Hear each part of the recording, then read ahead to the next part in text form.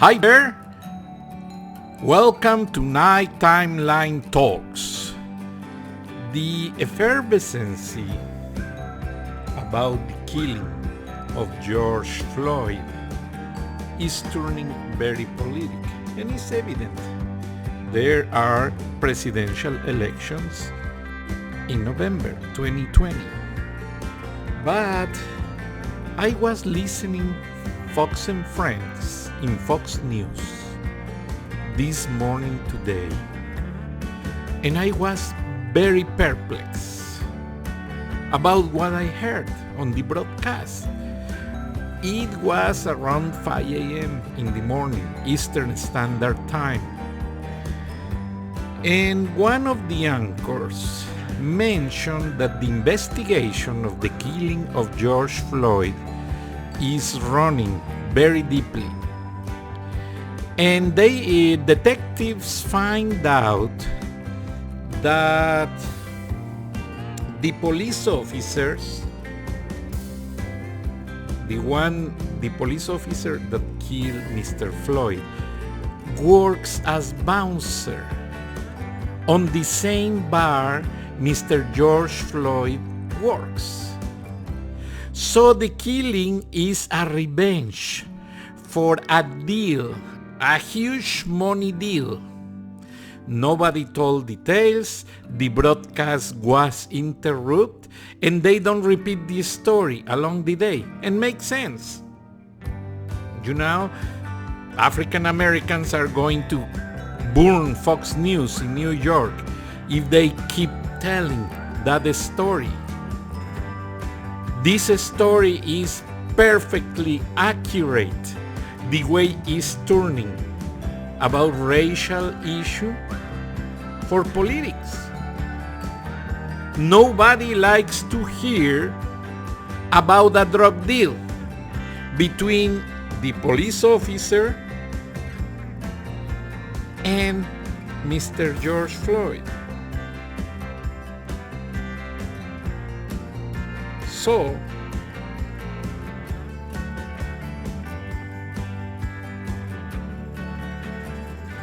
the coin is in the air. I am pulling some information because I am still perplexed, very perplexed. And situations like it obviously has to be broadcast, it has to be clear, and none of the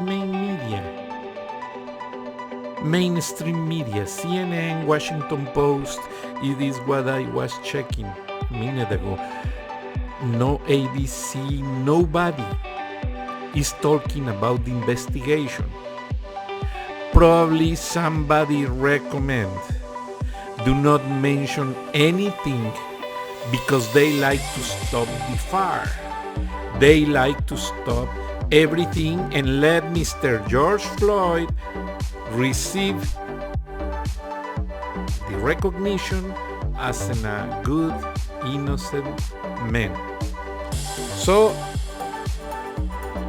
police officer CHAVIN probably will be very limited. In fact, today the other three police officers declared in the court of law.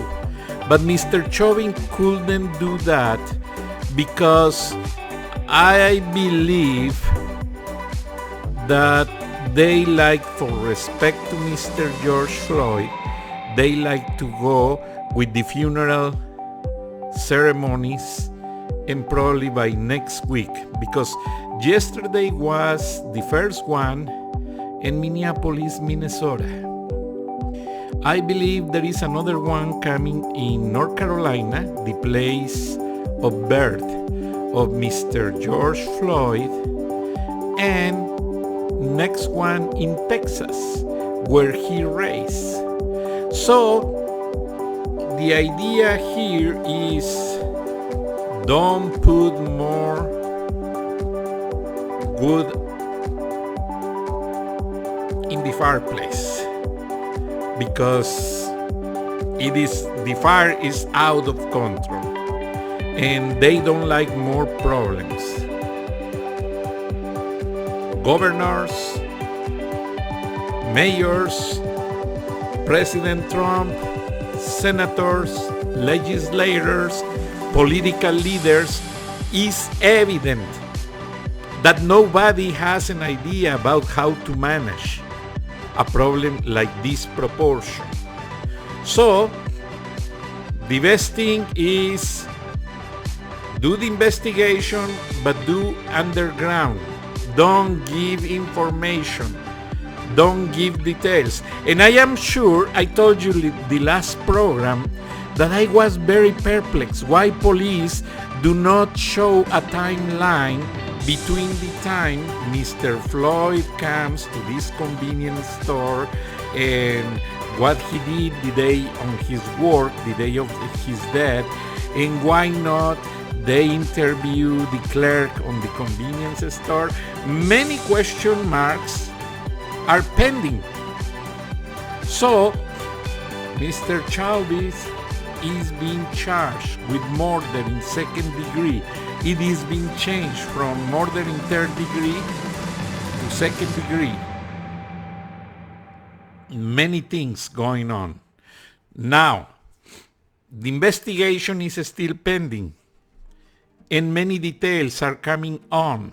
So, evidence is going to be hid. I am sure all the employees on the bar, on the convenience store, the eyewitness, including the lady that taped the video at the time they were killing police officer CHAVIN, killed. And if you see the body language of the other police officers, seems like they knew something. Seems like there is a problem in the past, and police officer CHAVIN was adjusting a deal between himself and George Floyd. And probably somebody else, the owner of the bar, must declare and show evidence and collect all the video footage. Because out of this, let me tell you a research I found. I'm not going to mention the source because the people who is involved on this investigation is requiring anonymous information. But 89% of the drug distribution in America is done in bars and nightclubs, and employees have to do a lot.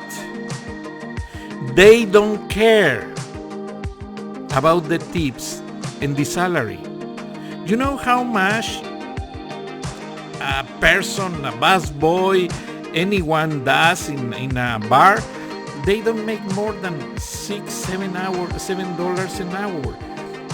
The deal is commissions for what they sell, tips, and I don't know, probably another income. Very questionable income, very suspicious income, but that is the way the drug is distributed in America. And drug cartels knows very well. Colombian and Mexican drug cartels, they keep their market on. So this is one of the main situations. The rest is distributed between students, schools, drug dealers on the streets, whatever. But once this morning, Fox and Friends anchors start to mention the story, was notorious that producers immediately changed the base of the story and they don't mention anymore on the rest of the day. Why? Because everything will be changed. if they broadcast that situation. Mr. George Floyd image is going to be very damaged. And all the people who support the riots, the looters, the good people, the students are going to say, oh no, you are lying. You are trying to protect the police officers. No, they are criminals. They murdered a good man. So, there are a lot of good situations to keep with the regular version of the racial revenge. Nobody likes to hear about a drug deal or situation like that involved. So the coin is on the air. Many people is having a lot of questions. Probably the prosecutors on the case and the judges, and I don't hesitate if they move the trial out of Minnesota to a neutral place, to another state, like they did before with other cases, because it's hard for the authorities manage a situation like it. And the following facts make sense. Why the government, state government of Minnesota, in combination with the local administration, like to disappear the police departments and apply a different way to keep their cities safe? Yes, there is a lot of corruption, not only on the Minnesota PDs. MPD, Minnesota Police Department.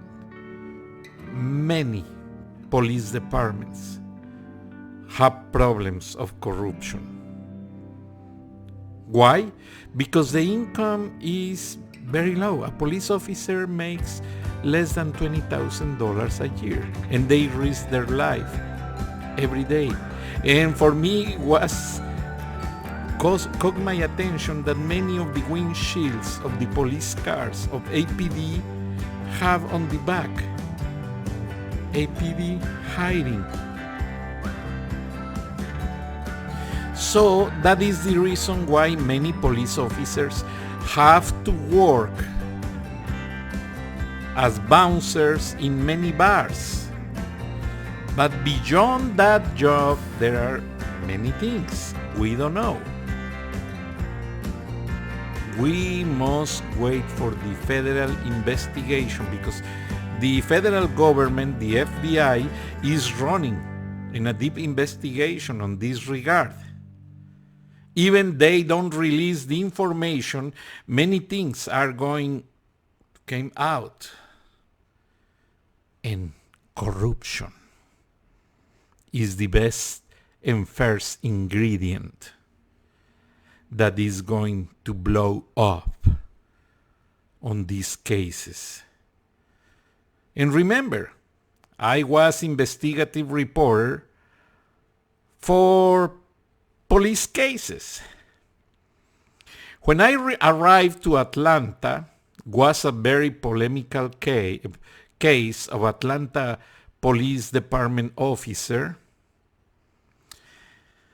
who was in the middle of a divorce or trying to divorce. And one day he settled with his wife, don't divorce and take a trip to Cancun. Mark Winnie, senior investigative reporter of WSB Channel 2, called me and asked me call the Cancun authorities to verify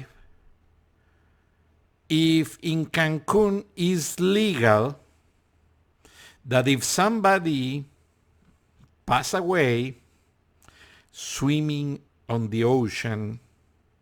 The lady was drowned apparently.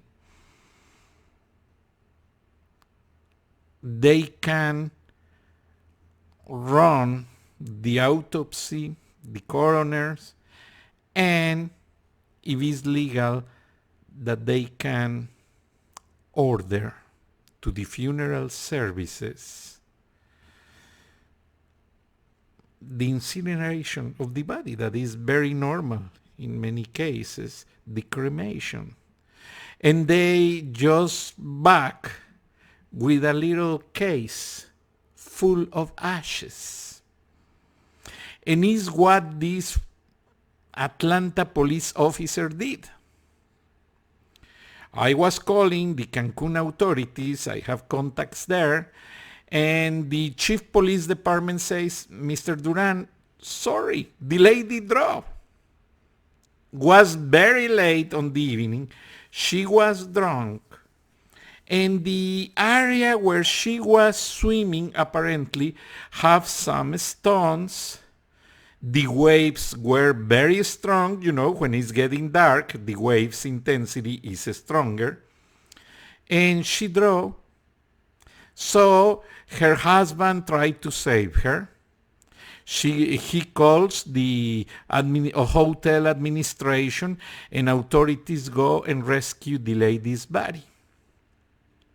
When they did the autopsy the same night, they discovered that she passed away. Though she has water on her lungs. I still remember very clear the information from the Cancun PD. So I asked him, let me talk with the prosecutor, because when somebody passes away in Mexico or is heard of a gunshot, of a knife stab, the case has to be investigated. It's mandatory by authorities. And I speak with the prosecutor, and the prosecutor say, Mr. Duran, this death is accidental. And it is very common that tourists have an accidental death on the beach and drown. So, as his husband, or as the husband don't live in Cancun and he doesn't have money to stay longer, he claims the body. The funeral service goes to pick up the body and proceed with the cremation. And the crematory services has the body cremated the day after. So they process overnight service, and by the day after, the police officer was ready with a case smaller than, I don't know, a shoebox, ready, and he catch his plane back. In just 5 minutes before he catch the plane from the airport, he called the family and says, hey, a horrible accident happens, and we really don't know what happened because everything was so fast, according to what the authorities told me. So when this gentleman come back to Atlanta, Mark Winnie contact the sister of this lady, the one who was very current with information about the plans for divorce. And Mark Winnie make a huge story, very brilliant, with evidence and many things. But nobody can prosecute this gentleman for murder, because the accident happens in other country, in a country that official documentation certify it was an accident. and the accident remains as is. So this lady's family only received a box of ashes. Very sad situations. But many people question what's going on with that. Later, Mr. Mark Winnie invited me to dine with my family in appreciation because I don't like to charge him for the help. I was almost ready to start to work in Turner Broadcasting System, and the story stays that way. But in many situations in my past, I covered stories in Texas, in California, in Illinois, that involve Hispanic population and police officers. And it's very serious. For example, in Houston, HPD, I went interviewing Mr. Ted Bell, the HPD, Houston Police Department Chief.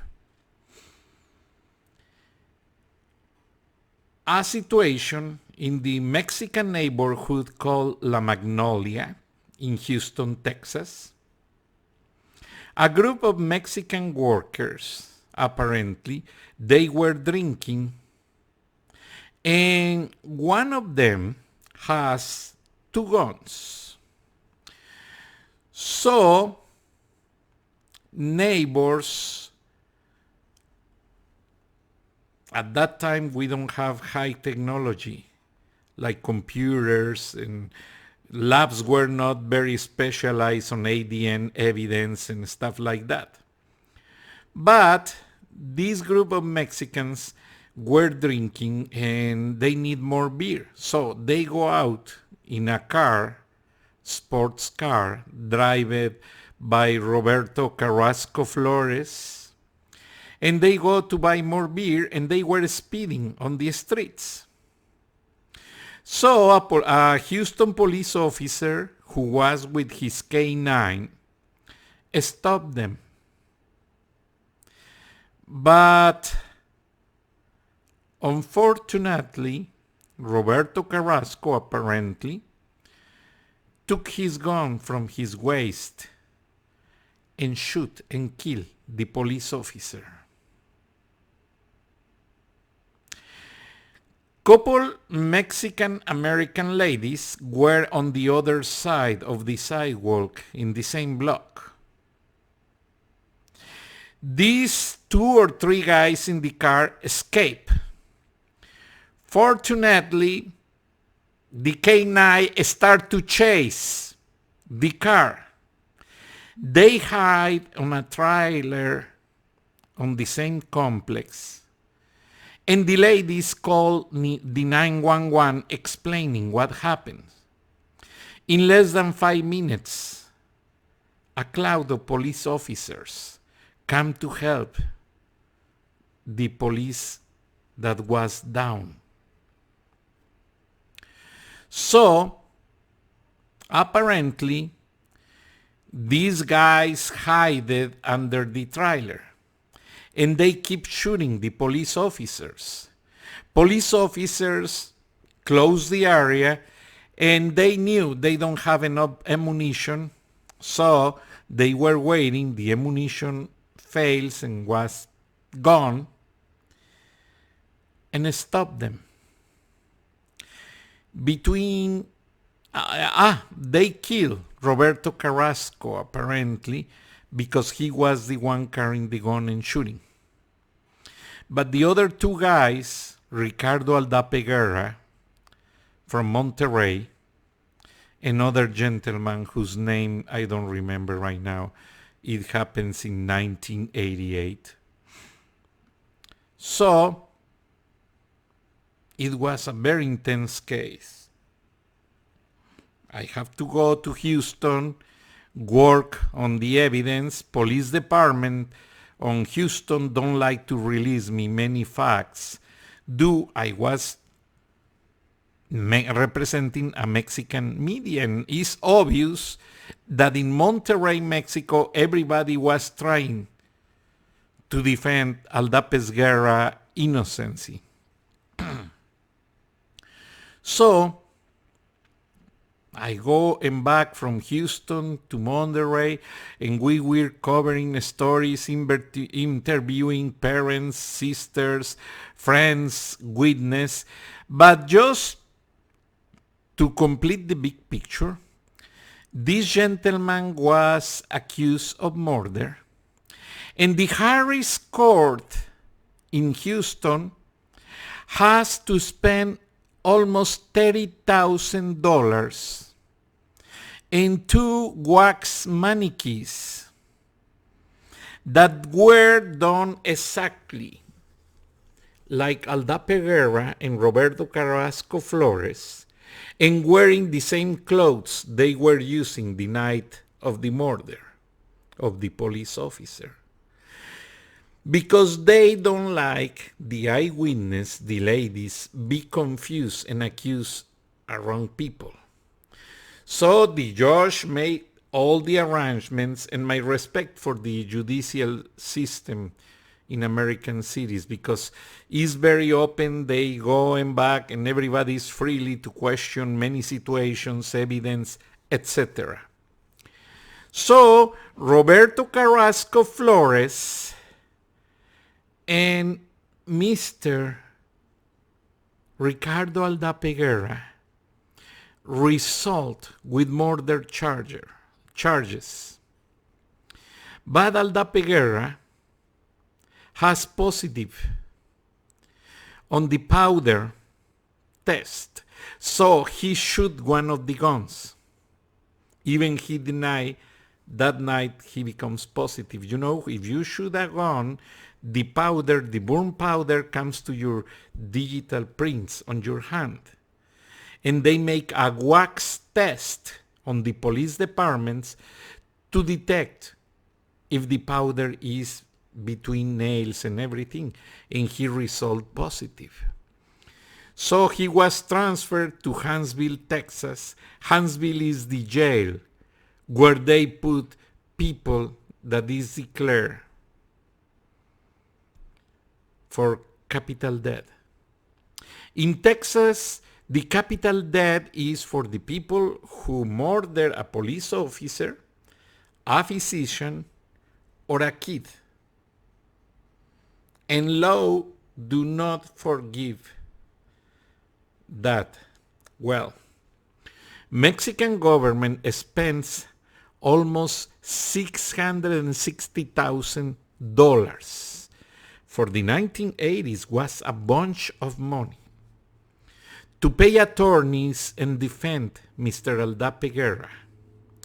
Finally, after many discussions, they make, I don't know how, an African American juror changed her decision and declined, and she changed her mind, what is normal and legal in the judicial courts in America. Thanks to it, the attorneys sent a motion. A motion is a revision of the case to the Supreme Court of the United States.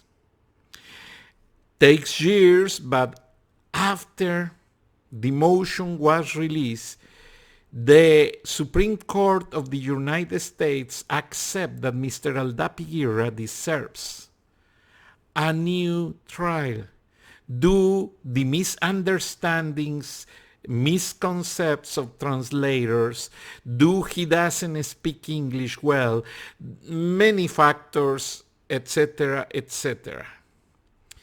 At the end of the story, Mr. Aldape Guerra was released, and he back to Mexico like a hero.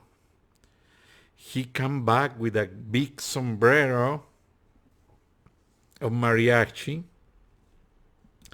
and on his local town, everybody did a huge party because they were happy that for first time American authorities do not sentence somebody unfairly. And I remember every day high school kids carry cans collecting money from everywhere, grocery stores, on the streets, on churches. They organize events, everybody. And they sent a Mexican criminologist, Sergio Jaubert. This criminologist was very well known because he was the one who investigated the stealing of a very expensive jewelry of Carmen Romano de López Portillo when she was First Lady of Mexico.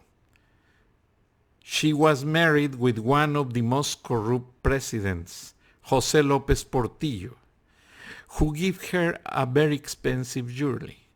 Let me tell you how this couple thinks. One day, they were visiting Monterrey, Mexico, to talk about business and defend the Mexican entrepreneurs, etc., etc. And this lady was bored. Well, she ordered the Mexican Secret Service take the military helicopter, go to Texas border town, buy American Coca-Colas, diet and regular, and a box of donuts, because she wants to eat that after lunch. And they did. So in Mexico, as a news reporter, I saw many crazy stories. Many.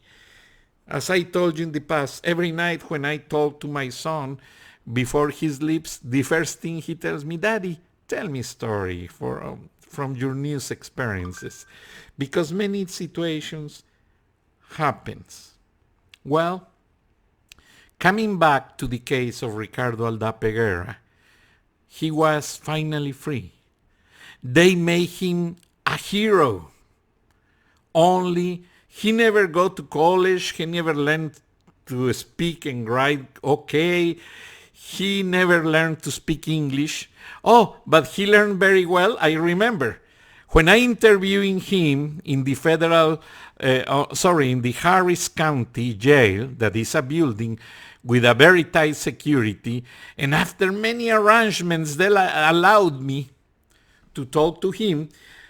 And couple things Mr. Aldape Guerra learned very well is how to do tattoos in the jail.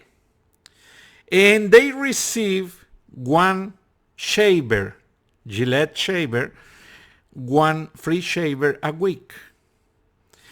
In jails on those times, they allowed prisoners to smoke. So they burn the plastic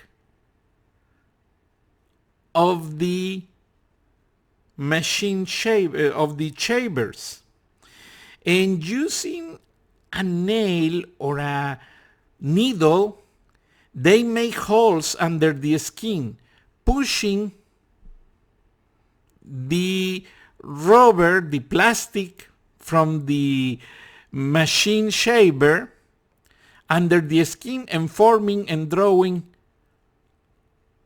an image. And some of them becomes a good artist. And it's notorious that in America, the best tattoo artists without technology are in jail. They have all the time of the world.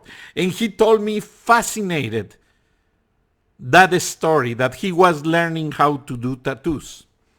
The other thing he was doing was reading the Bible. But as he never learned to speak English well, he received a used Bible from somebody else in Spanish. And it's the one he was using because he repeated often and over again his innocency. And I was the only one Mexican news reporter who listened to him Many were not allowed to get into the jail. I don't know if authorities believe me because they make me answer a questionnaire. They make me answer a story about my lifetime as a newsman, explaining why and how may I justify I really can interview it, Mr. Aldapiguera. And they accept me. Takes me like 2 hours fill the paperwork. And the interview was less than 20 minutes across the window with the phone, auriculars, and many things. Somebody was screening us in both sides of the rooms. But was fascinating. And I remember that I keep investigating the story, and I'm going to tell you why I associated both cases.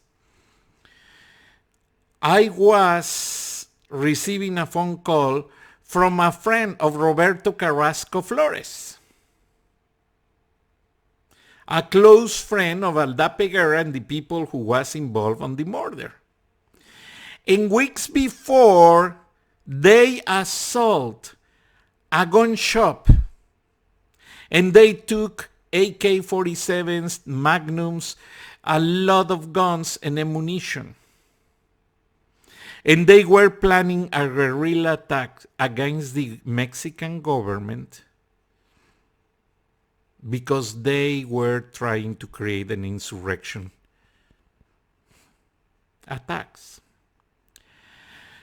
I published this story on the newspaper, but unfortunately it was very small in interior pages because nobody likes to affect the image of hero Ricardo Aldapiguera already has on the community. And he was close to be free. So, for me was a little frustration because I love to cover all the sides of the story. But I couldn't. I published, but it was very small. And later, when I spoke with a government official, he told me, Francisco, please don't put more wood on the fire. It's very expensive for us as a government and a lot of bureaucracy release this gentleman from jail. Number one. Number two, if you publish they were participating in guerrillas, obviously the American government is going to change their mind. So a lot of conflict coming.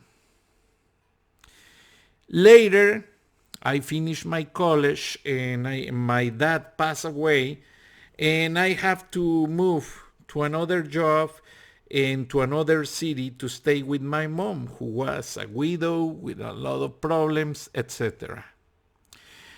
But I compare Mr. George Floyd's story.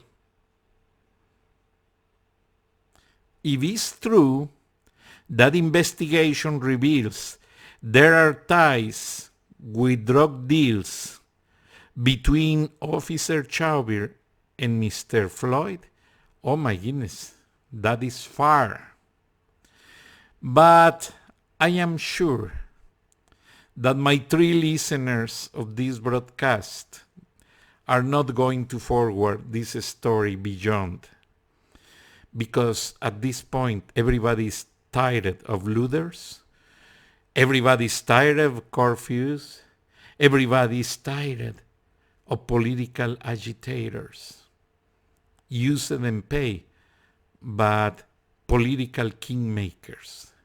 So, I just leave this story like Ricardo Aldapiguera's stories, because this reporter have many stories unpublished.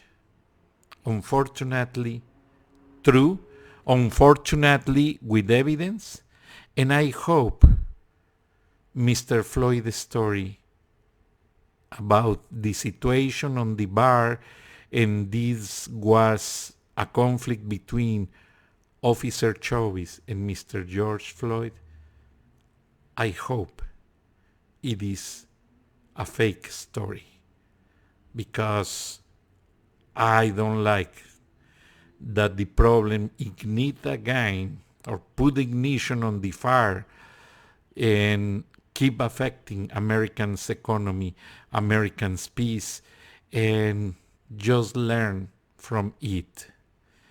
Thank you. Lord bless America. Lord bless everyone. And Lord bless Mr. Floyd. And why not? Lord bless Mr. Officer Chauvin and the others.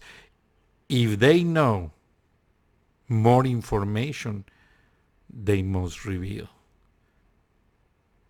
But sometimes people manipulate cases, especially legal cases. Thank you and have a good night.